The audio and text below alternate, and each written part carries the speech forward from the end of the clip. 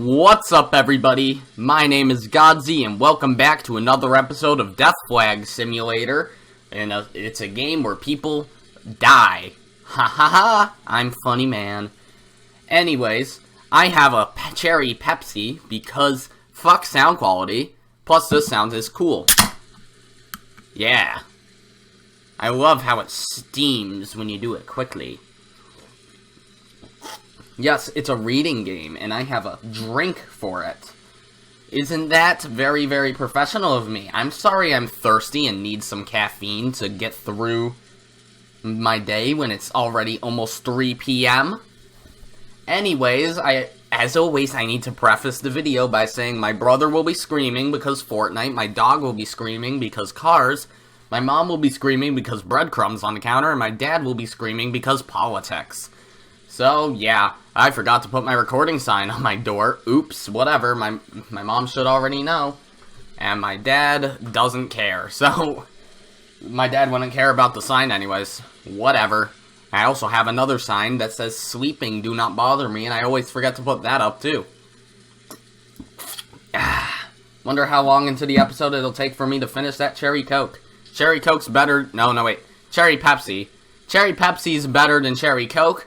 But regular Coke is better than regular Pepsi. Try to wrap your mind around that. It's just a personal preference of mine. I mean, Cherry Coke is still fine and regular Pepsi is still fine. Fucking who cares, whatever. Let's get into reading, because last episode people died, and this episode more people will probably die. Also, another thing that I need to say. I heard, for some reason, well, not for some reason, I found out that as soon as people die in a chapter, the rest of the chapter goes by relatively fast, so I'm not sure if that means this chapter will end, like, within the next 3 episodes, but that seems likely.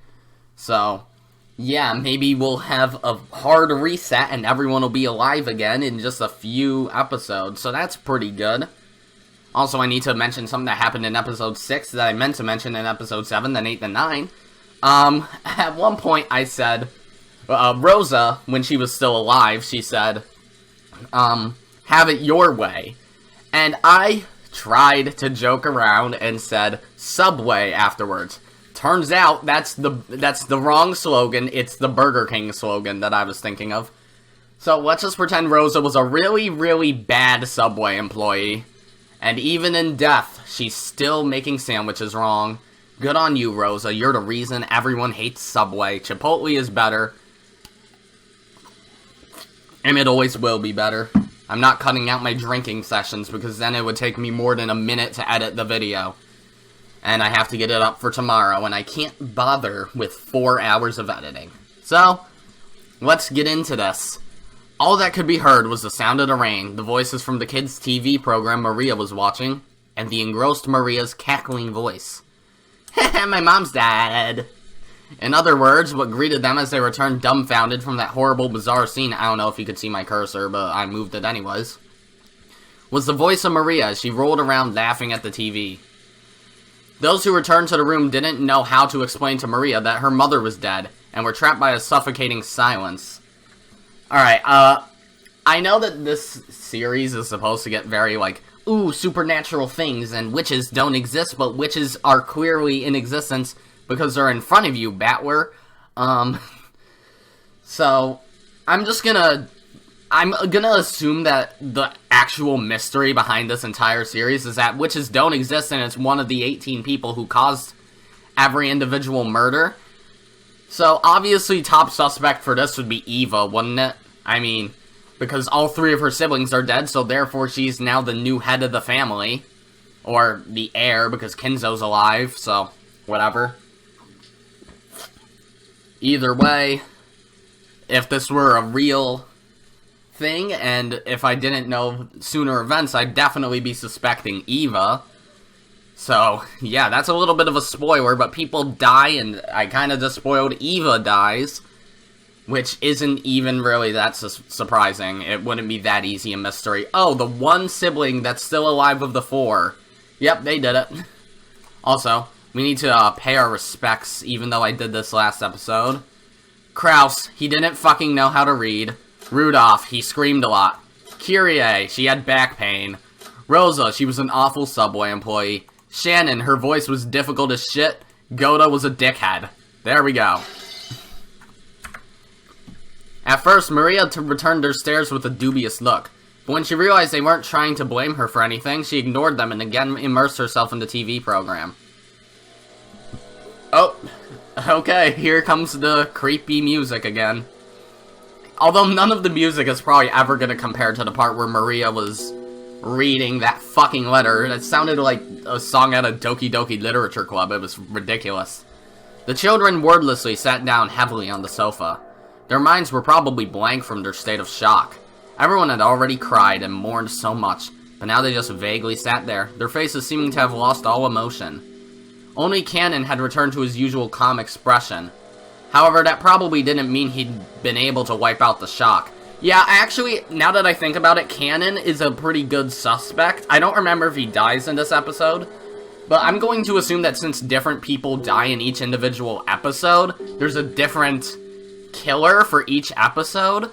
Because in Higurashi, the killer, like, the actual person behind everything never really died in any arc except for the last one, but everyone dies at least once throughout each episode in this, as I remember, through the 4 episodes that I watched in the anime, even though the anime was 26 episodes. You know what I mean? It was the first 4 arcs. It was all the question arcs.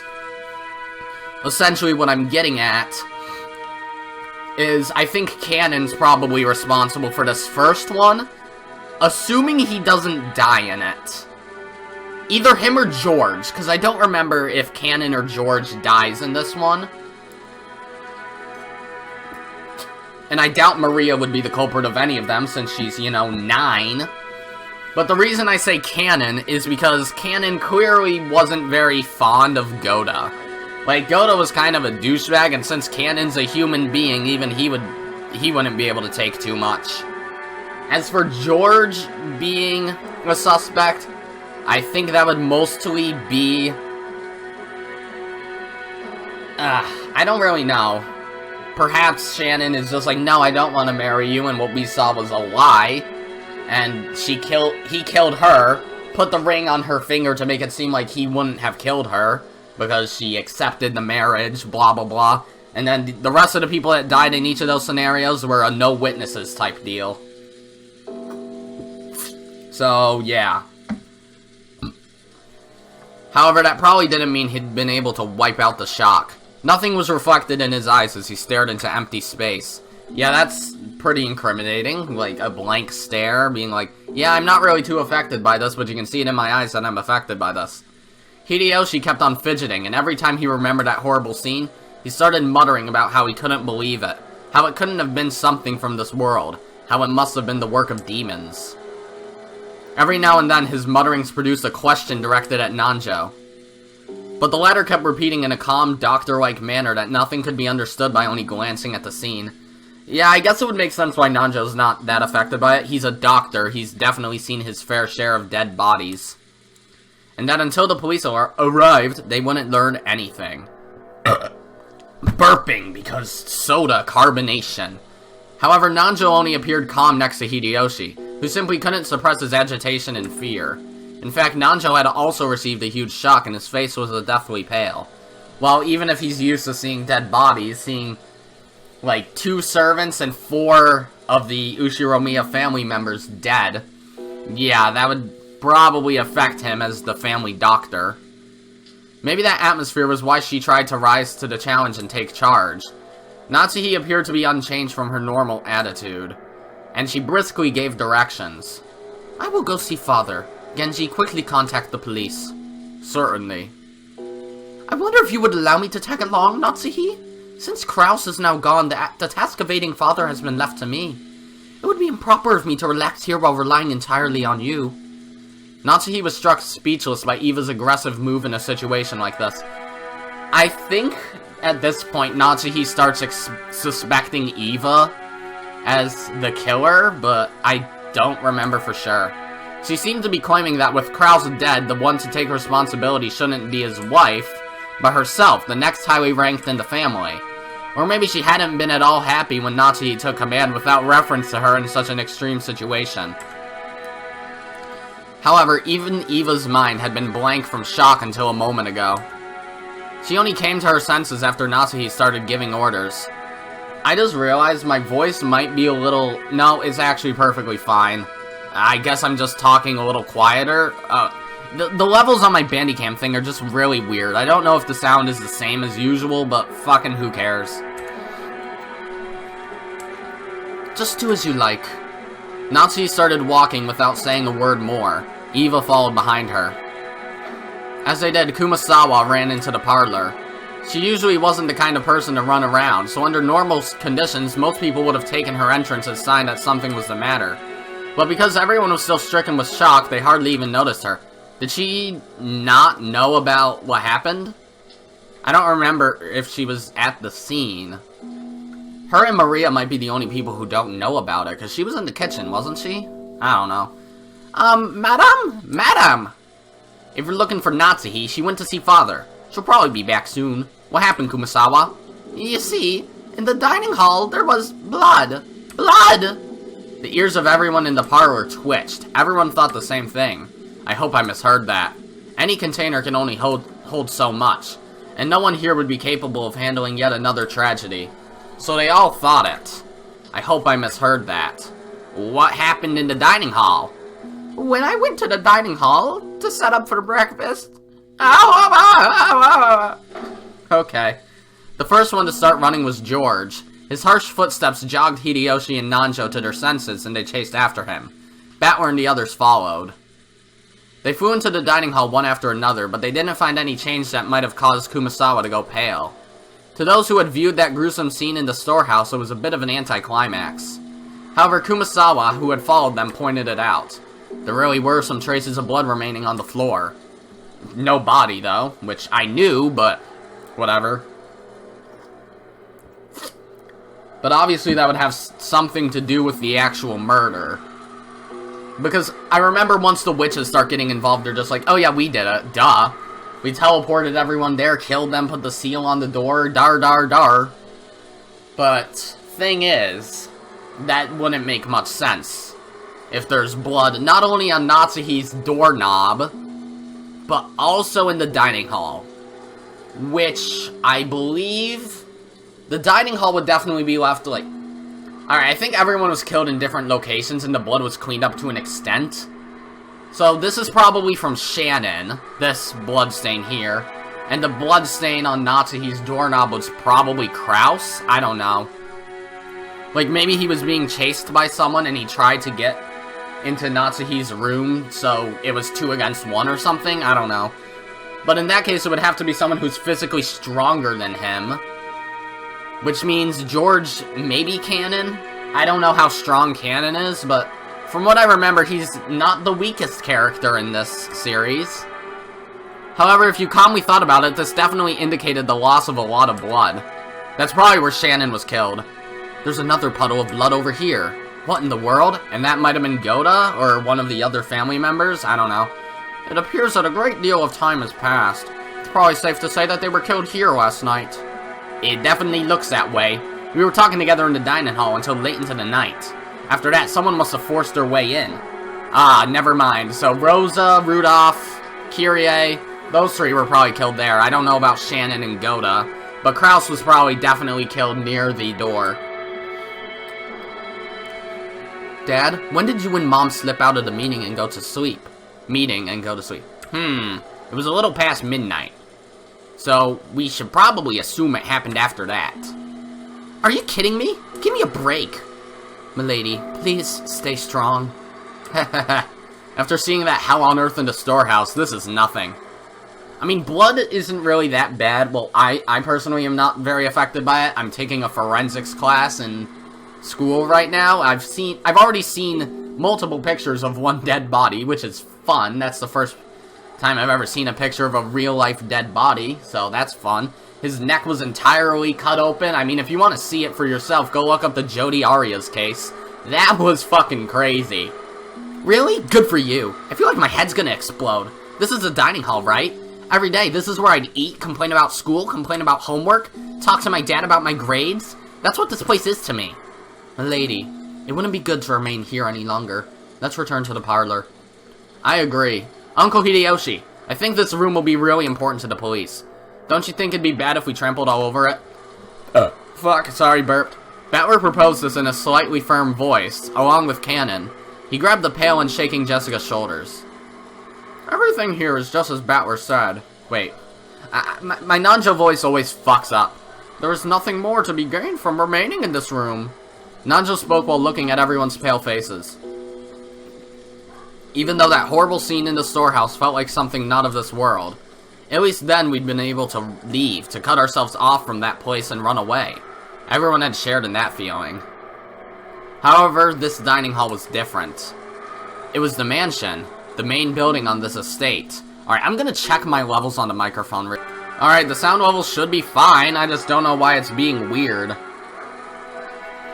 It was in the mansion, the main building on this estate, and as Jessica had said, it should have been one of the most calming places even inside the mansion. It was where all of the relatives had eaten lunch and dinner yesterday. The shock of seeing this place smeared with blood reminded us of that horrible spectacle in the storehouse, and forced us to accept that we hadn't really been able to run away from the scene of that tragedy. I agree too. The culprit might have left traces in this room. Amateurs like us shouldn't stir the place up. Let's leave quickly. Quickly, quickly! Hideyoshi also understood the meaning of what Battler had said, and pushed everyone to hurry out of the dining hall. The way we were then, looking at that blood any longer would have been too harsh. Nobody went against his words. Everyone raced each other out of the dining hall. It was almost as though the last person in the room would be trapped in there, all alone.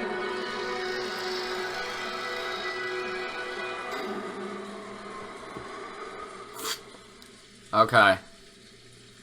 I looked at my timer for a second and I was like, no, it's definitely not been a minute. No, it's been a minute since I checked my levels on there, so yeah, we're technically at like 16 minutes then? Okay, so 45 minutes left, that's not bad. Once in the hallway, we lent a hand to Kumasawa, who was still trembling and leaning against the wall, and we all headed back to the parlor together. Then Genji returned.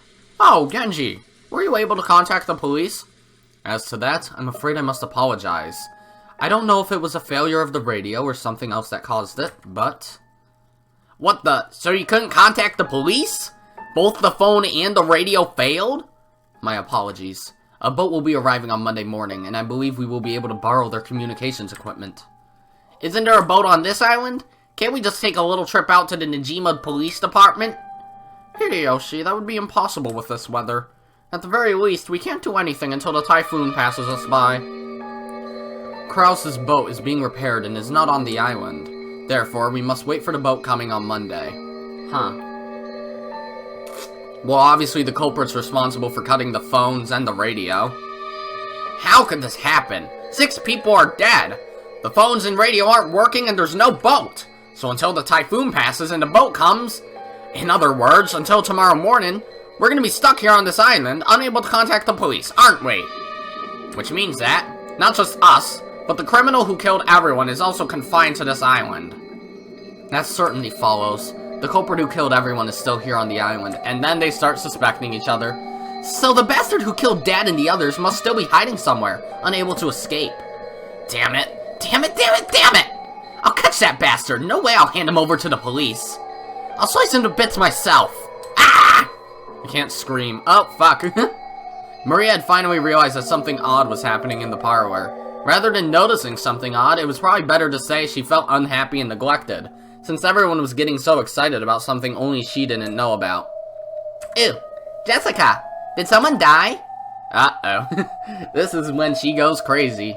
The way she spoke was completely calm, just as though she was talking about someone who had appeared on a television drama, as though it was someone else's problem. Jessica probably didn't like that. As though trying to say, can't you tell just by looking at me, overwhelmed with grief? She flared up at Maria. They all died! Everyone! Everyone! My dad and Battler's parents, Goda and Shannon, and even your mother too! Stop it, Jessica. You aren't the only one who's sad. Maria, I know this will come as a shock, but please listen. Your mother has died. Mama died? Eh? Yeah, someone killed her. I know it's sad, but stay strong. How many people died? 6 people! 6 people! Damn it, damn it, damn it! How can anyone do something that cruel? There's a limit to how cruel you can be if you're human. I don't know who it is, but the culprit isn't human. There's no way their blood is red. Uh-oh. Yeah, this is when insanity strikes. Ew. The culprit isn't human. It's the fuck chosen by the fuck. The bleep chosen by the bleep. Huh? Hey, Maria, did you say something just now? Maria had just said something, but since the words were so remotely separated from the flow and context of the conversation, I couldn't understand them for a second.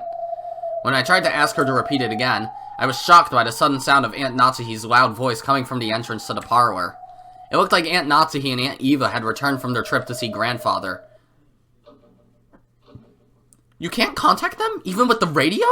If we can't use it at a time like this, why do we even have an emergency radio? My apologies. It was supposed to have a maintenance It was supposed to have a maintenance I can't say that. It was supposed to have a maintenance inspection. God fucking damn it, really? It was supposed to have a maintenance inspection every year. Wait, don't you have one of those boat signaling devices that makes a flashing light? Couldn't you use that to contact the next island? We do not have such equipment. My sincere apologies. Well, that's kind of stupid. Just then, Kumasawa arrived, pushing a serving cart loaded with breakfast. Since there was no way we'd be able to eat in the dining hall, Hideyoshi had ordered her to take it to the parlor. Why are we eating breakfast here? Ah, Natsuhi, I'll tell you later. More importantly, Eva, how was father? Judging by the fact that he is not with you, it seems he will not leave his room, not even for a situation like this. He wasn't there. The room was empty.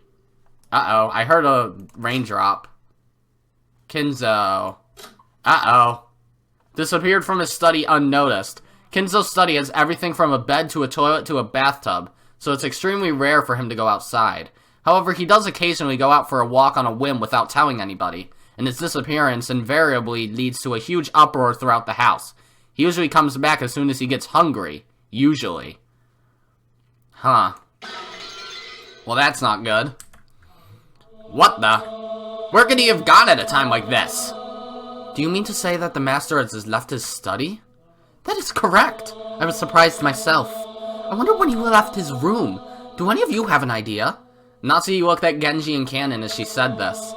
Maybe she was trying to ask whether the servants who served directly under the one-winged eagle knew of a place he might go. However, it was probably the other way around. Their faces made it clear that those who knew Kinzo best realized even more than the rest how impossible it was for him to leave his room. Even we have no idea. As you all know, within that study, the master had everything from a place to sleep to a bathroom. I couldn't imagine him leaving that room except for a significant reason. In that case, what? Isn't it natural to assume that one of those significant reasons came up?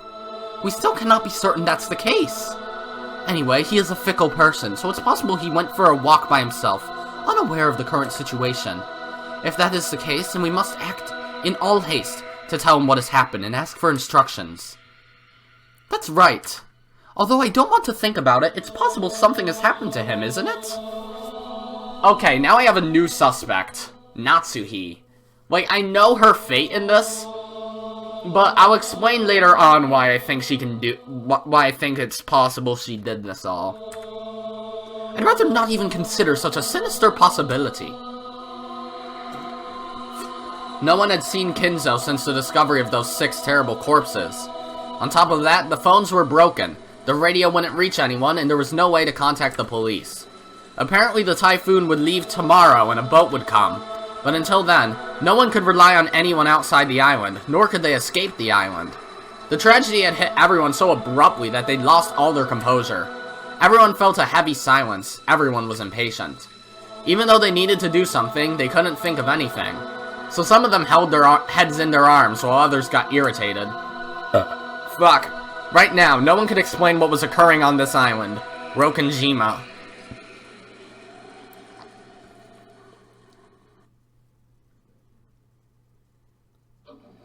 Alrighty, that was interesting.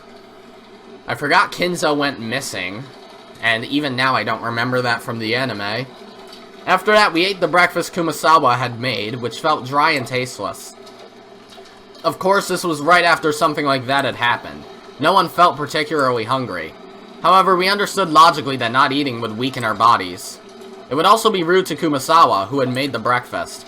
Kumasawa had taken some unusual Western vegetables, ones that Goda had probably ordered for his ultra-elaborate meals and cooked them in a Japanese style, which made them turn an unpleasant color. How do you cook vegetables in a Japanese style? You throw it in a rice cooker? That's probably a little racist. As to what Goda had been planning to cook with those ingredients, right then I couldn't even imagine it. If I did think about it, I'd be reminded of the way Goda died, and a sour taste would fill the inside of my mouth. Everyone pretended to eat for the time being, but of course no one made much progress. Excuse me, I would like to click. Thank you. Then we began pooling our knowledge of our current situation. First off, 6 people, which included Uncle Kraus, my dad, Kyrie, Aunt Rosa, Goda, and Shannon, had been found in the Rose Garden storehouse as brutally mutilated corpses. Yet, we still couldn't contact the police, since both the phones and the radio were unusable. So until the typhoon passed, there was nothing we could do. Furthermore, Grandfather, who we might have hoped would be able to show a little leadership in this kind of a situation, had disappeared some time ago. Goda hadn't made breakfast, so Grandfather's stomach must have been empty. And if he had just been taking a casual walk, we should have been able to hear him whining about how hungry he was by now. And despite that, he hadn't appeared. There was more than a small chance that he'd gotten caught up in his crime. In this crime. Uh-oh. According to my aunts, on their way back from Kinzo's study, they'd searched for him, calling out on every floor, but were unable to find him. Considering the timing of it all, it's only reasonable to assume that this disappearance had something to do with the crime. We figured Dad and the rest were probably killed in the dining hall and then painstakingly moved to the storehouse. So maybe Grandfather has already been killed and dragged to some strange place, which we simply haven't discovered yet. No one actually said it out loud, but this theory seemed extremely convincing. In that case, Kumasawa could be a suspect as well. We will go check that all of the windows and doors are locked. We must also conduct a thorough search for Father. The children must remain in this room. Eva and Hideyoshi, I'm sorry, but please stay here with the children. I'd like to ask you the same, Dr. Nanjo. I understand. I will wait here. Aunt Natsuhi followed the servants, Genji, Kumasawa, and Cannon out of the parlor.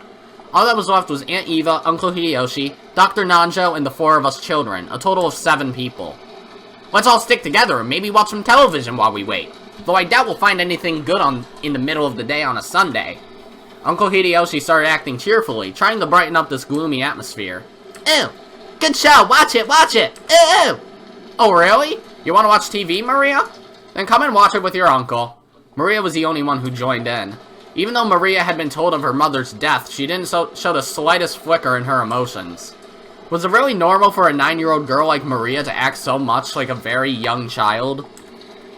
Everyone else's mood failed to improve, and they each sank absent-mindedly into their sofas. George, can I ask you something? What is it?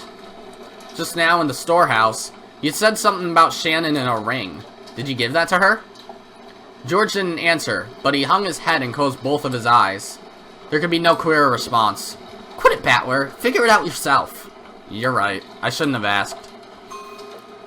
Ugh. That's right.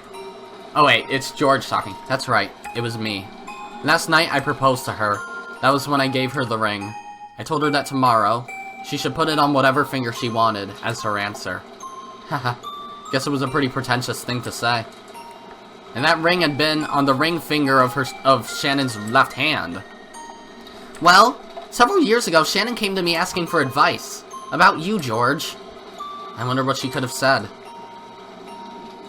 Shannon was always really bad at lying. It was obvious pretty quickly that you were the one she was talking about.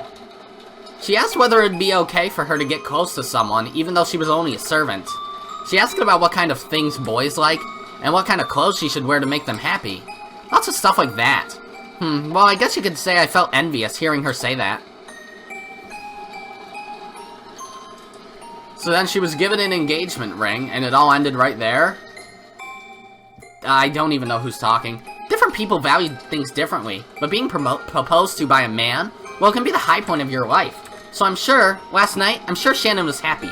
From the bottom of her heart. Happier than she's ever been since the day of her birth. George sighed deeply, without raising his head. Or maybe tears had risen to his eyes. Yep, they had. It seems Shannon was on duty in the guest house last night. but because she was too embarrassed to go back to the guest house with me, she went over to the mansion. Think about how Shannon must have felt. When you receive an engagement ring, then no matter how much warning you've been given beforehand, it's perfectly normal to get so excited that your mind goes blank. She must have been incredibly embarrassed. And then Shannon went to the mansion, even though she hadn't been assigned there, helped Goto with his work, and got caught up in this crime. If only I hadn't given her that ring on that day, in that place, Shannon wouldn't have, Sayo wouldn't have, been caught up in that crime. Ah! I can't do screams, they just don't work. George, that's the one place where you're wrong. It's definitely wrong, so don't cry anymore.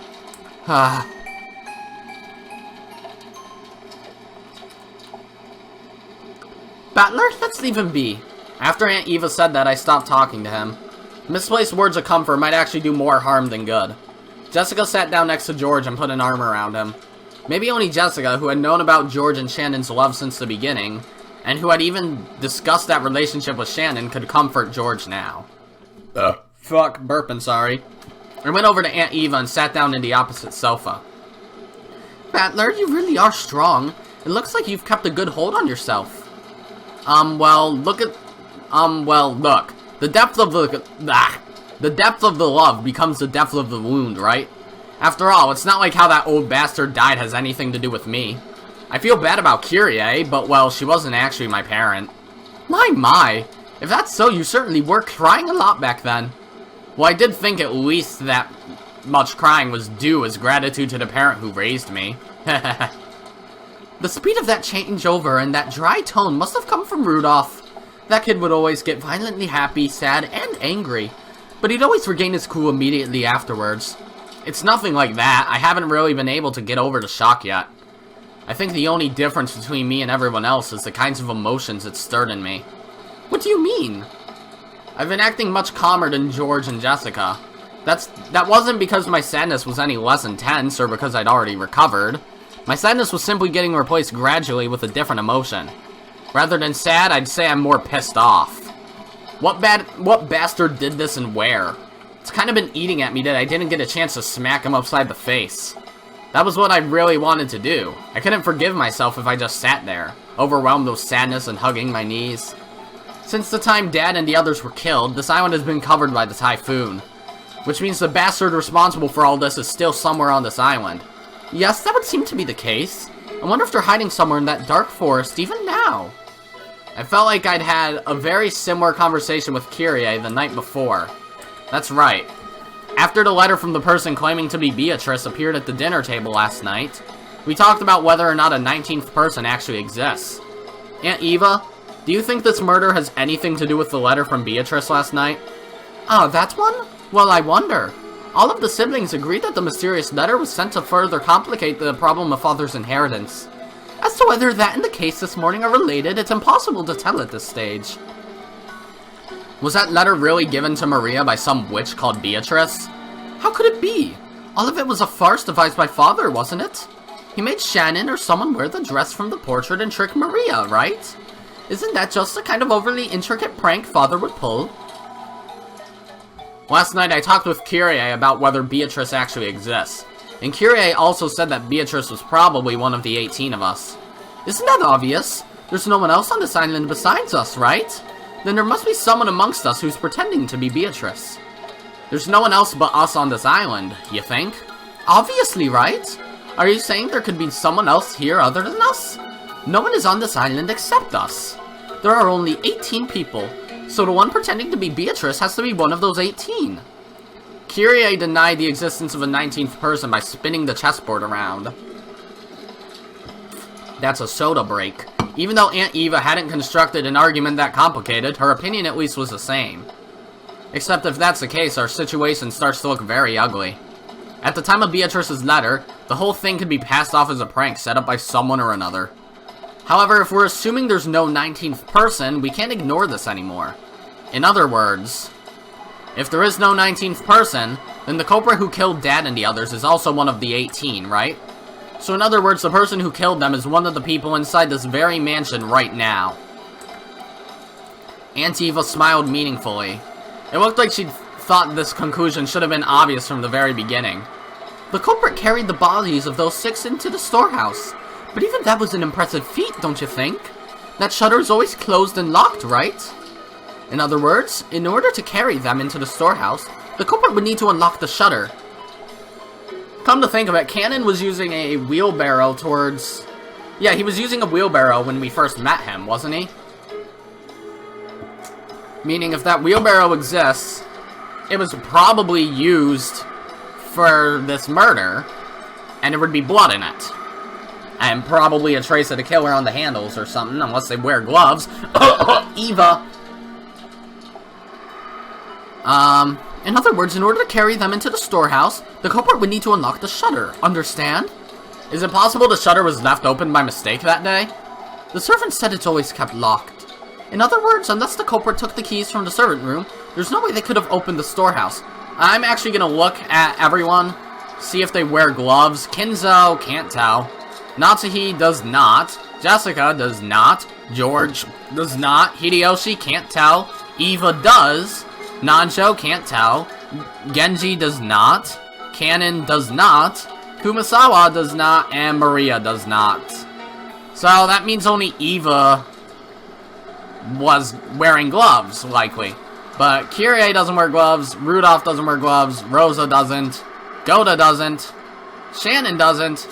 Kraus doesn't. So that means, assuming, well, even though we can't determine the killer didn't wear gloves, Eva's the only one who wore gloves, as far as I can tell. Because I can't tell with Kinzo, I can't tell with Nanjo, I can't tell with Hideyoshi. And I don't... yeah, that's everyone. I can't tell with just Hideyoshi, Nanjo, and Kinzo. So it could be any of them. The servant said it's always kept locked. In other words, unless the culprit took the keys from the servant room, there's no way they could have opened the storehouse. I wonder if the key in the servant room was the only one. Genji said that was the case, which means the culprit knew where that single key was kept and took it. Just now, I watched when Cannon returned the key to the servant room. The wall was packed with keys, and I don't think a novice would know where or what those keys went to. The culprit was miraculously able to find the storehouse key among all of those. Furthermore, even though the key didn't have a tag or anything sticking to it, they knew it was the key to the storehouse behind the rose garden. Which means the culprit was likely one of the servants, further pushing the Cannon theory. Or at least someone familiar with the house, which further pushes the Natsuhi theory. And that means they also knew where the storehouse was. I'll say it even clearer, the culprit knew the inside of the servant room well. Her argument was extremely plain and clear. If the bodies had been found thrown somewhere in the bushes of the rose garden, there wouldn't have been much to go on. However, if there was only one key to the storehouse in the servant room, and it was stored with such a large group of keys, a novice would not be able to tell them apart. This meant the culprit was someone who went into the servant room a lot and was familiar with the locations of the keys. The family members didn't normally go into the servant room, which means that one of the servants is the culprit. I'm sorry, but even I can't tell you more than that. However, I'll tell you one thing. What's that? Uh-oh, blood. Red, I mean. It's reasonable to think that the culprits are multiple in number and fairly well armed. They'd have to be, wouldn't they? They had to assault the 4 in the dining hall and kill them, drag a total of 6 bodies all the way to the storehouse beyond the rose garden, and arrange for that disgusting makeup and the graffiti on the shutter. There's no way that a single culprit could carry out all of that on their own, right? But if you think about it, the blood on the shutter, if they drew that at night, it would have been washed off by the rain. Unless they put it there beforehand and already planned to move bodies into there. In which case, they probably left a weed whacker or lawnmower or whatever they used to mutilate the faces in there as well. Which a weed whacker would make sense to be in a garden storehouse in the first place. Or anything that can mutilate a face. Hedge clippers, a shovel, a hoe, a rototiller, I don't know. What else would be in there? What else would make sense? So either they put the blood on the door before it started raining, or while the shutter was up, maybe there's a way to get above the door and they put it there afterwards. Unless it's not even blood and it's just like a drawing made out of Sharpie or something. You never know, but it would most likely be blood.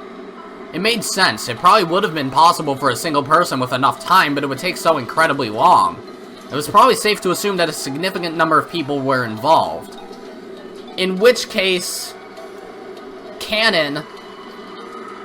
Actually, Cannon spilled all the sandbags, didn't he? So, it's likely that he didn't do that. Or was it dirt? I don't know. He spilled something towards the beginning.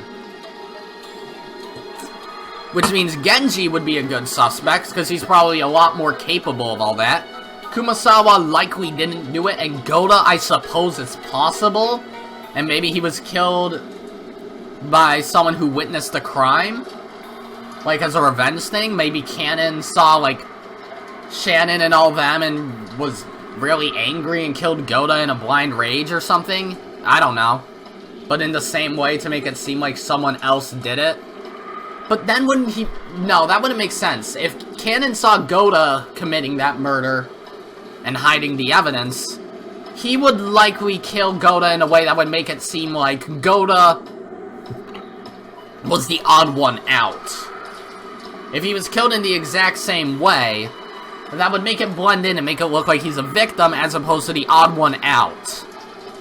So, yeah, that would make sense. It was probably safe to assume that a significant number of people were involved.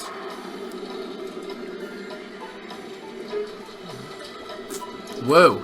So what you're saying is that maybe all of the servants were in cahoots. Please keep it quiet, okay? It wouldn't be right to voice mere speculation like this. And if it really is true, what would you do next? They might not let us leave here alive. This is an operation who had no trouble killing Brother and the 3 others. Right now, the only ones I can count on to fight with me are the 3 in my family and maybe you, which comes to a total of 4 people, right? We're no better off than they were last night. In short, it'd be easy for the culprits to massacre the rest of us. I'd been playing detective with Aunt Eva, trying to expose the person who had killed Dad and the rest before the police did. If only I could cleverly penetrate the culprit's identity and stick the proof in their face. I'd been so sure that, just like in one of those detective movies, the culprit would then give up and surrender. However, the culprit would only surrender if there was no way for them to fight back. The culprits behind the crime on this island were far from helpless, and might even be able to massacre all of the remaining people here. And on top of that, this island was like a giant closed room, cut off from the outside world by the typhoon. So they had a full day, until tomorrow, to kill, scheme and camouflage themselves. In short, it wasn't a safe atmosphere where we could get very far by playing detective. To the contrary, we were at a stage where we had to be scared stiff, since playing detective might displease the culprits, and cause them to commit another mass murder.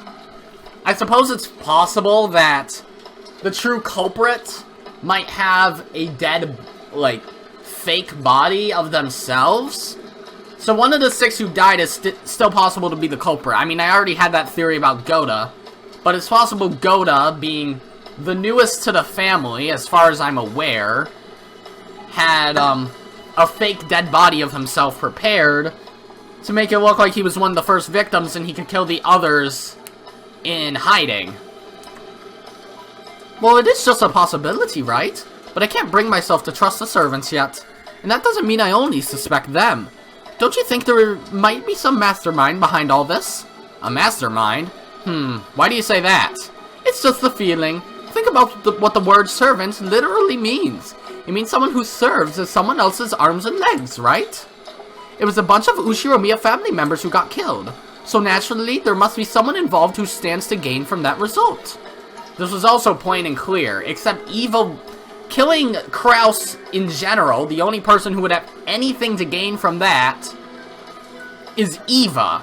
And I guess Natsuhi, since she's the only other one who knows the location of that gold bar. But then why would she kill Rudolph, Kyrie, Goda, Rosa, and Shannon? Eva, I think, has a reason to kill all of them. To an extent. Goda is a bit of a tough one. But the others, yes, she definitely has a reason. Because Natsuhi was already asleep, the others were easy pickings. Hideyoshi could have been an accomplice. I don't know. The Ushiromiyas family had been right in the middle of discussions about how to distribute the inheritance when grandfather died. And if this case followed the standard form of any classic mystery novel, the crime was definitely caused by someone with ties to the Ushiromiyas family, and who was involved in the inheritance problem. Aunt Eva had probably read a few books in that genre herself. Her argument may have had a few blind assumptions in it, but it was a standard conclusion that anyone might have reached. I think most people would end up suspecting the servants, even if they used different reasoning to get there. Especially the story about the key to the shutter. That made it very easy to suspect that one of the servants was involved. And that's why I don't like it. What do you mean you don't like it? Nah, just talking to myself. I tried to dodge her question by joking. Wow, good job, Owen. Your New York redneck is coming out. I tried to dodge her question by joking, but I couldn't erase the sense of unease welling up inside me. After all, her conclusion was such an easy one to reach. A conclusion that anyone could reach. And I just couldn't be satisfied with that. Pretty sure Bat was suspecting Eva, but I don't remember for sure if he is. If I tried spinning the chessboard around, like I learned from Kyrie, this was exactly why a servant couldn't possibly be the culprit. Too obvious? If the servants really were the culprits, they wouldn't hide the bodies in a place connected to themselves. Yeah, I guess that makes sense. Why on earth would they use the Rose Garden shed if they were the ones in charge of the key that could unlock it? The police would probably immediately pursue whoever had been in control of the key. It was even possible that some of the other facts might come to light as a result. The more we think of the servants as the culprits, the less reason they had to carry the bodies into the storehouse. But what if they knew we'd think that, and put the corpses in the storehouse for that very reason? No, that's completely impossible. When the police come and inspect the scene of the crime, they'll probably be able to uncover many things. No matter how carefully the culprits carried out that murder, some traces will definitely be found. In other words, they had everything to lose and nothing to gain. If you think about it this way and look at this murder game from the culprit's side, it's hard to imagine why they'd want to call attention to the corpses. Once the corpses were found, it could result in someone sending a report to the police, or it might make the remaining people more cautious, or it might make the survivors start to search for the culprit. None of these things would make life any easier for the culprit. It's just like the words of the main character's mother in a novel I read recently called Higurashi no Naku Koroni. What? Keiichi's mother never said anything like that, did she? Every story needs to have a beginning, a middle, and an end. Eliminating that beginning is essential for the perfect crime. Jesus Christ, that's some world building! So Higurashi is a thing that exists in Umineko, which I already knew because there was that clear as fuck reference in the anime where Maria was watching it. Right now, we don't know where grandfather is. We don't know if he's already become a victim or if he's one of the culprits. But this state of confusion must be beneficial to the killer. Yeah, that is probably an important thing to know. Because as far as I know, Maria's the only person who knows anything about these magic circles from Full Metal Alchemist or whatever the fuck. The culprit has absolutely nothing to gain by showing us the bodies in such an obvious way, and making us all realize there's been a murder. Yeah, that A in front of obvious should be Anne, but whatever. In fact, this is the perfect place to spin the chessboard around. In other words, showing us the corpses in such a flashy way must be the culprit's goal in and of itself. So at the very least, to the culprit, the appearance of 6 corpses there meant more than the deaths themselves. In other words, the culprit wanted this murder on display. To whom? To us. This is a message. The culprit's trying to shove something in our faces. I don't know what it is. At this point in time, this vulgar mass murder isn't making me feel anything except a malice directed towards all of us. Malice towards all of us, is it? Huh. Shatter? Is it gonna shatter? No. Each one of the survivors has some kind of connection to one of the 6 victims. Is that actually true? Is that actually true? I don't necessarily believe that. Okay, Kinzo is the father of Kraus, Rudolph, and Rosa. He probably didn't like Kyrie much, and he was in charge of Shannon and Goda. Nanjo was the family doctor, so that makes sense. Genji... Yeah, he was the one that I was thinking of, but he's a servant, so... Yeah, he would have a connection to these two. Kanon would have a connection to these two, and he's also, like... The, he's from the same orphanage as Shannon. Kumasawa's a servant. Maria is Rosa's daughter. Eva's all of their siblings. She's her, yeah.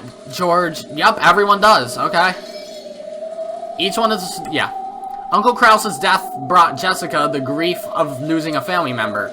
The deaths of Dad and Kyrie brought me sorrow, while Aunt Rosa's death brought Maria sorrow. Well, not really. Goda's death probably shocked his fellow servants, and Shannon's death brought grief to both to George, who had proposed to her, and Kanon, who had loved her like an older sister. Everyone now on this island has received an equal amount of sadness. Aunt Eva was sure that the servants were in cahoots. But then, how could you explain the deaths of Goda and Shannon? At any rate, by this argument, the grief caused by the 6 deaths hit everyone but Aunt Eva and Uncle Hideyoshi. Eva is their siblings! Like, 3 of the people who died are Eva's siblings. Hideyoshi... Yeah, he's the only one, really. Even Aunt Eva, who had directed suspicion at the servants and acted as though she herself was beyond suspicion, could not be ruled out as a suspect. In the first place, she was able to argue that the servants were suspicious by focusing on the shutter's key. But if you look at it from a perspective of motive and who would gain, Aunt Eva's name rises to the top of the list. Yeah, that's obvious. She has the most to gain from killing at least Krause, Rosa, and Rudolph. I know what you're thinking, Battler. Huh?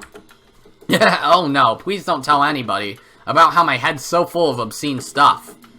I'm the one who's going to gain the most from these murders. Since I'm going to be suspected anyway, I might as well get it out in the open. I tried to dodge the issue by joking around, but apparently it didn't work. The inheritance will be divided into as many parts as there are siblings. But right now, I'm the only one of the 4 left. All of the assets of the Ushiromiya family will become mine.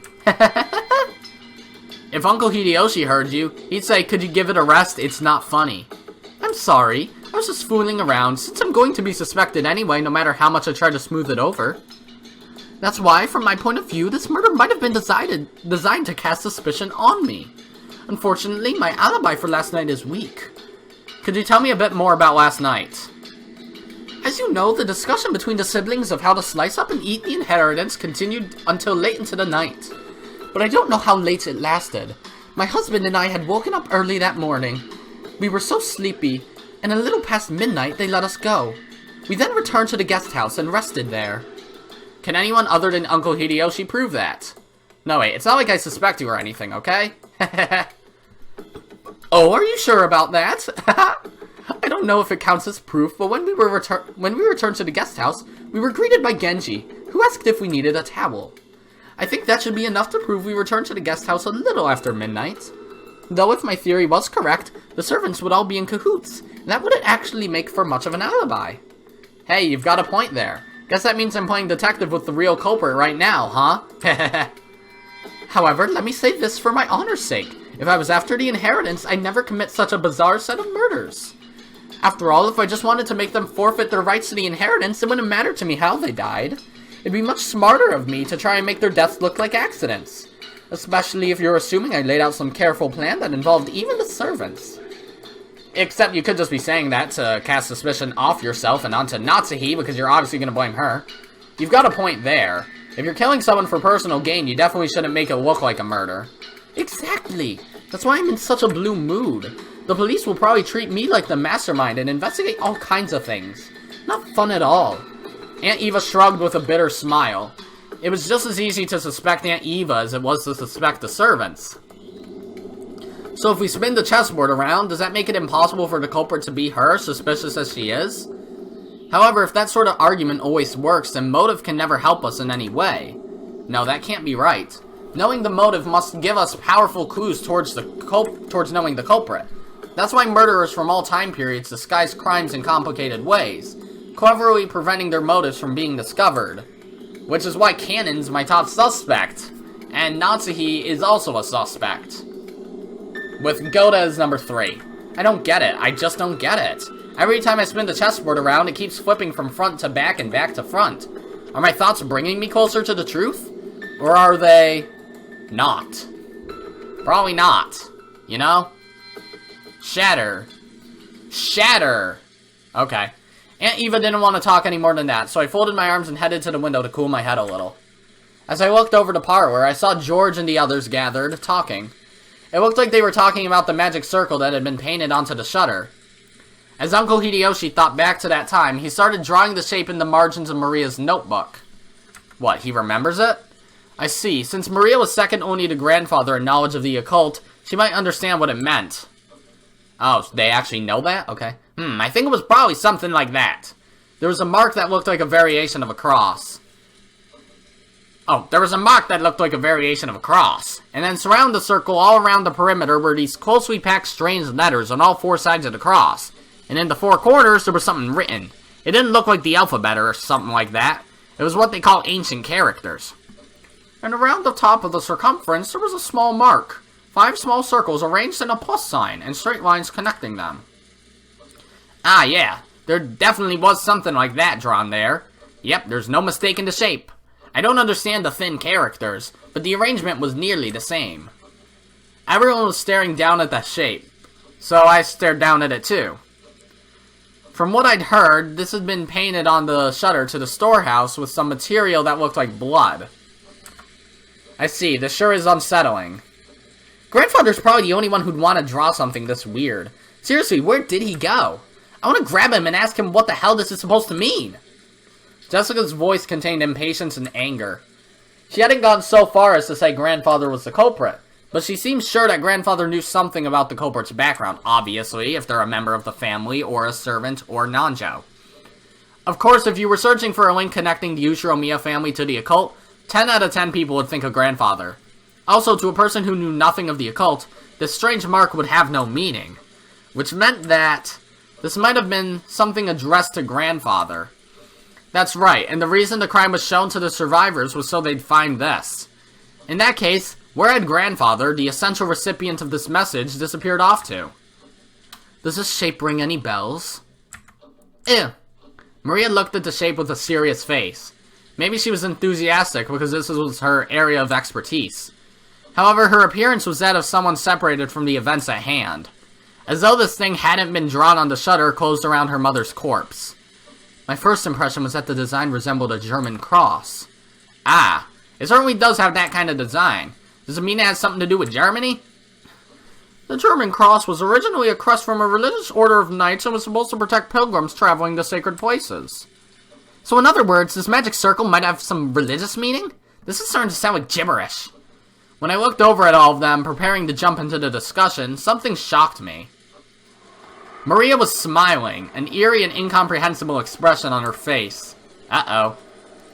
It was almost as if she was making fun of everyone's ignorance. It was an expression I wouldn't have dreamed to find on Maria's face. And she laughed. That eerie, jarring laugh was something I didn't want to believe was possible, even though I was looking at it right in front of my eyes. Oh boy. You people aren't even close. Can't you tell just by looking? While everyone was busy being scared out of their wits, Maria kept on cackling happily by herself. After a while, that laugh was suddenly and abruptly cut off, but her expression still looked like it belonged to someone completely different from Maria, and it's playing the fucking crazy music again. This is the 7th magic circle of the sun. The characters are written in Hebrew. Give it here. Sure. Maria stole the writing materials from the stunned Hideyoshi's hand. She then started drawing another magic circle with a rustle, right next to the one Hideyoshi had drawn. See? It looked sort of like this, right? Yes, it was.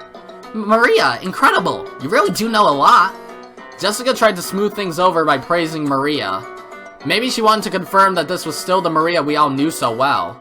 But Maria didn't answer her in any way in particular. Maria began swiftly writing unfamiliar characters into corners of the shape. I love when I accidentally press the arrow key. When Uncle Hideyoshi and Dr. Nanjo saw them, their eyes immediately began to open wide.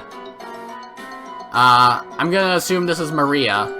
Written on the top and bottom and left and right are the names of the angels who preside over wind, fire, earth, and water. Chassan, Arrow, Forlock, I don't know, and Taliahad. And in the four corners are the names of the four great kings, Ariel, Seraph, Tharshis, and Cherub. Is that what you saw? Even if they hadn't been able to correctly write what they'd seen, when they were once again shown something identical, it wasn't difficult for them to realize the two were the same. When Maria asked them whether it matched, Uncle Hideyoshi and Dr. Nanjo nodded over and over again. There's no mistake, that's it. I'm sure there were characters that looked like that. How were you able to write something like that? There were also characters written around the circumference. I know, like this, right? Maria quickly begins to surround the circumference with more Hebrew writing. Christ almighty, why does this 9-year-old know Hebrew? It's from Psalms of the Old Testament, the 16th and 17th verses of the 116th Psalm. You must have at least read the Bible, right? She's not even oohing anymore, so I don't even know if this is Maria, technically. She might have multiple personality disorder or something like that. Acting as though knowing this was only common sense, Maria laughed. For a while, everyone, including me, was at a loss for words. A little later, George returned to his senses and slowly managed to speak. That's incredible. I'm surprised. So what meaning does this magic circle have?